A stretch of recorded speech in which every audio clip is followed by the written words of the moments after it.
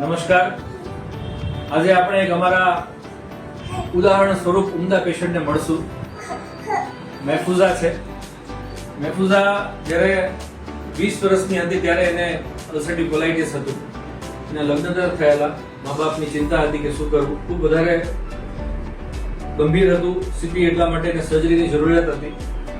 અને લગભગ એ 21 વર્ષની હતી ત્યારે 2017માં આપણે એનું અલ્સરેટિવ કોલાઇટિસનું ઓપરેશન કરેલું છે. સીજીસ હોસ્પિટલ અલ્સરેટિવ કોલાઇટિસના ઓપરેશન માટે એક પ્રખ્યાત અને ખૂબ જ નામાંકિત જગ્યા છે. આપણે લગભગ 300 થી 400 અલ્સરેટિવ કોલાઇટિસના દર્દીઓને ઓપરેશન કરી અને ખૂબ સારી સ્થિતિમાં એ જીવી રહ્યા છે. એનું અમને ગૌરવ છે. મહેફૂઝા જ્યારે ઓપરેશન એનું 2017માં થયેલું, પછી ત્યારબાદ એના લગ્ન થઈ ગયા. આ એમના હસબન્ડ છે અને ખૂબ સારી રીતે એ પોતાની વિવાહિત જીવન જીવે છે. ત્યારબાદ એને પ્રેગ્નન્સી આવી અને પ્રેગ્નેન્ટ થયા પછી એનું બેબી અત્યારે 8 મહિનાનું છે. અને આપણને બધાને જોઈને ખૂબ આનંદ થશે કે એનું જે ડિલિવરી જે છે એ પણ નોર્મલ ડિલિવરી થયેલી છે.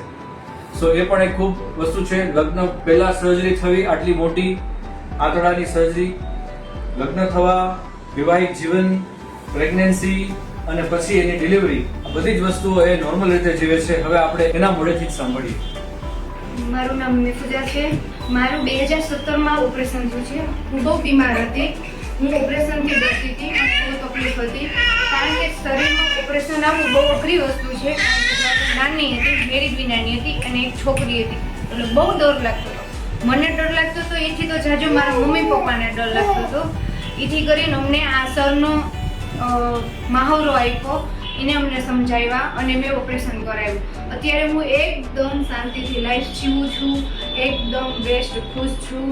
મારા ઓપરેશન પછી મારા મેરેજ થયા. મેરેજ પછી મારા બેબી બોય આવ્યું, મારી નોર્મલ ડિલિવરી થઈ ગઈ. અત્યારે એકદમ સ્વસ્થ છું.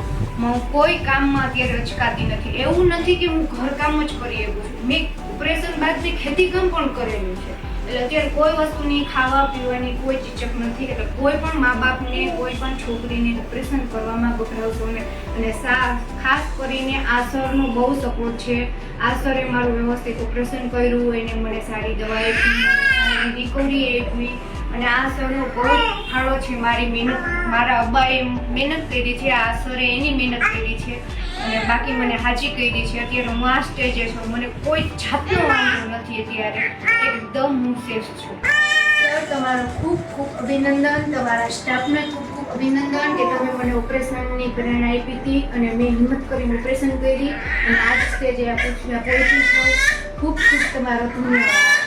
તારો આ જે ઇન્ટરવ્યુ છે અને તારું જે આ ટ્રીટમેન્ટ છે એ બીજા લોકો માટે પણ એટલું જ પ્રેરણા સ્ત્રોત બની રહેશે. કારણ કે એ ઘણા લોકો આવા ઓપરેશન માટે ગભરાતા હોય છે. એટલે બધાને તું પ્રેરણાદાયી બને એ જ અમારી શુભેચ્છા.